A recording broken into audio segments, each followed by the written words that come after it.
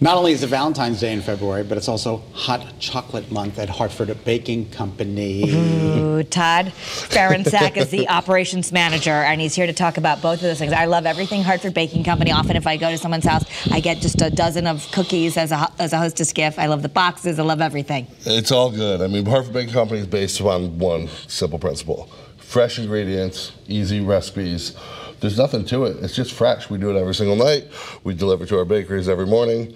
You're getting the freshest of product every single time. Just fantastic. And that's what people forget. It's not about things lasting for 4, 5, 6, 10 days. Right. It's about the quality of the ingredients that you use. And what do you got there? This looks amazing. So we got some cakes. We're going to be doing some Valentine's Day cakes and a couple other things for Valentine's Day. Today we're going to demo a vegan-friendly cake mix, a chocolate cake mix. And then we're going to show you a couple. Obviously, we do heart-shaped. You can do heart-shaped at home if you don't have to. We brought a cookie cutter for it. But there's also, if you don't have the cookie cutter, and we'll get into that in a little bit, you can always just use a piece of cardboard. Cut out a piece of cardboard, and then just cut around that and get the same shape without having to go out and try to find one of these things. That's a great idea. I love that. So, all right. There's many ways to do everything. If you want to do it, you can get it done. Absolutely. So you brought a big bowl. We brought a big bowl. In that big bowl, we have all-purpose flour. We have cocoa. We have baking soda. And we have our sugar and salt. And a little bit of instant espresso powder just gives you a little bit different flavor and a little bit of a back note that you're not going to expect. Then to make this batter super, super simple, I'm just going to put this over here for a second. Okay. We're going to make 3 little wells. Doesn't have to be too deep. And this is going to be for our wet ingredients. If you don't mind passing me one at a time, doesn't matter what order we're going to go in. All right. And right here we have a little bit of actually apple cider vinegar. Apple cider vinegar. What's that for? So the apple cider vinegar works to just give it a little bit of tang, just like a buttermilk would do.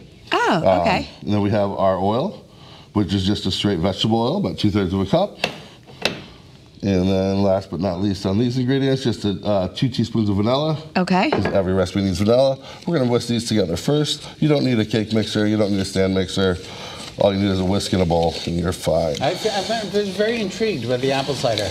Yeah, it's just a little bit of tartness, and gives it a little bit of back flavor that you're, again, just put a little bit of something in there that they're not expecting, and it gives you that unique taste that you haven't had before. Okay. So once you get this pretty well incorporated, we're going to go ahead and add 2 cups of water. And just make sure we get that very well incorporated. We don't want to overmix this, as with any flour product batter. The more you mix, the more gluten you're going to produce, and it'll start to get a little tough. So we want to get it well incorporated. A couple small chunks are going to be okay. How'd you learn all this, Todd? You can see I love food, can't you? Food Network, cooking shows, working in restaurants my whole life. So you're a big boy. I'm a big boy. You're a big boy. And we just want to I like to eat. I like to cook great food. I don't eat for sustenance, as you can say. But height-wise, I'm a little bit gluttonous. Well, how tall are you? 6'6". Chocolate cake, makes you strong. So. Chocolate cake makes you strong. But you have a new location, too. I love going to the one in Westport Center, but you've got a new location on Route 4? Route 4 in Farmington. Okay. It was a bakery before us. I'm not going to lie, we're a much better bakery. Okay. Don't tell anybody. Okay. Is it right and also in Glastonbury. Yes, it is. Right by Bank of America. It's right in the old downtown historic section. Okay, so it's a great little spot. We've been there for about 2 months.